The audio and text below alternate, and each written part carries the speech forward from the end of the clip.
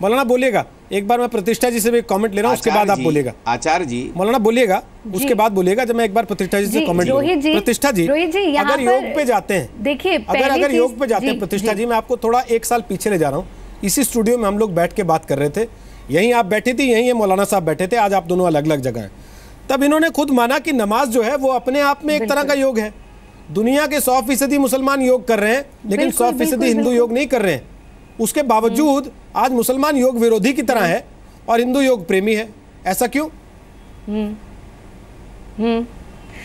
रोहित जी, मुसलमान योग विरोधी नहीं है। अगर आप कहते हैं कि मुसलमान योग विरोधी है तो मैं इसका खंडन करूंगी, क्योंकि हमारे पास बहुत सारे मुस्लिम साधक हैं जो नियमित रूप से योगाभ्यास करते हैं, और हिंदुस्तान में ही नहीं, हिंदुस्तान में तो है ही है, विश्व भर में है। इंडोनेशिया जैसी सबसे बड़ी इस्लामिक कंट्री, वहाँ हमारे बहुत सारे साधक हैं। और मौलाना साहब खुद भी योग करते हैं, वो भले कहें कुछ भी, लेकिन इसलिए यहाँ पर ये बात नहीं कि योग करना है या नहीं करना है, करना चाहिए या नहीं करना चाहिए। दूसरी चीज़, ठीक है, योग की जो रूट्स हैं वो हिंदुइज्म में है, लेकिन कोई भी धर्म किसी एक व्यक्ति के लिए नहीं होता है। धर्म के द्वार सबके लिए खुले हुए होते हैं। इसीलिए कहा गया कि धारित्यर्थे ही धर्म, जो धारण करने योग्य है वो धर्म है। इसलिए जो भी अच्छी चीजें हैं उनको हमें धारण कर लेना चाहिए।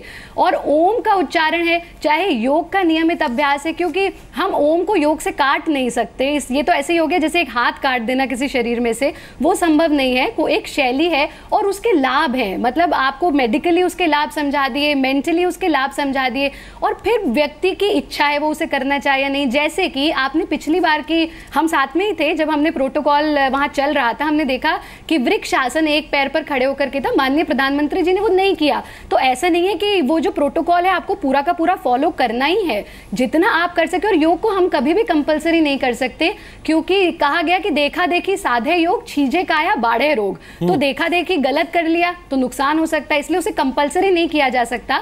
हर व्यक्ति अपनी फिजिकल मेंटल एबिलिटी के अकॉर्डिंग उसे धारण करता है। आपको उचित लगता है आप धारण करें, नहीं उचित लगता नहीं धारण करें। लेकिन रोहित जी, इस पे ये जो सियासत होती है ना कि एक गलत फेक आरटीआई आ जाती है और कहा जाता है कि उस फेक आरटीआई में कि आयुष मंत्रालय मुस्लिम्स को नहीं दे रहा है परमिशन बाहर जाने की या सर्टिफिकेट, तो उस पर हम बवाल करते हैं। दूसरी तरफ हम कहते हैं हमें योग नहीं करना। ये जो दोहरे मापदंड है ये खत्म होने चाहिए। ठीक बात मौलाना, हालांकि मुझ पर ब्रेक का दबाव है, आप छोटे में अपनी बात कहें तो उसके बाद ब्रेक लूंगा। बोल लीजिए मौलाना।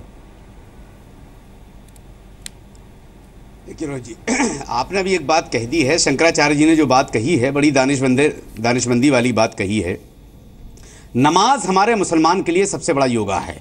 योग, और योग जो हो रहा है ये ना तो कोई धार्मिक है, ये एक वर्जिश है इंसान की तबीयत को ठीक करने के लिए। ये कोई धार्मिक चीज नहीं है, और मैं समझता हूं प्रतिष्ठा जी भी इस चीज से इनकार नहीं कर सकती। ये कोई धार्मिक चीज नहीं है, इंसान के जिस्म को तंदुरुस्त रखने के लिए, फुर्तीला रखने के लिए योग किया जा रहा है। अब ये कोई जरूरी नहीं है कि साल में भारत सरकार एक मरतबा करवा दे, बाकी सब भूल जाए, चटाइयां फिर चाइना से मंगवाई जाती रहेंगी, यहां के लोग भीख मांगते रहेंगे। आप वो काम कीजिए। आज 2 साल में सिर्फ खाली योग के अलावा, भाषणबाजी के अलावा, हिंदुस्तान से बाहर के मुल्कों के सफर करने के अलावा हुआ क्या है इस गवर्नमेंट में? खाली विवाद, सिर्फ विवाद, इसके अलावा और क्या? कुछ ऐसे काम करो जिसमें सारे लोगों का भला हो, तब तो समझ में। एक दिन से क्या तबीयत ठीक हो जाएगी क्या? एक दिन के योग से?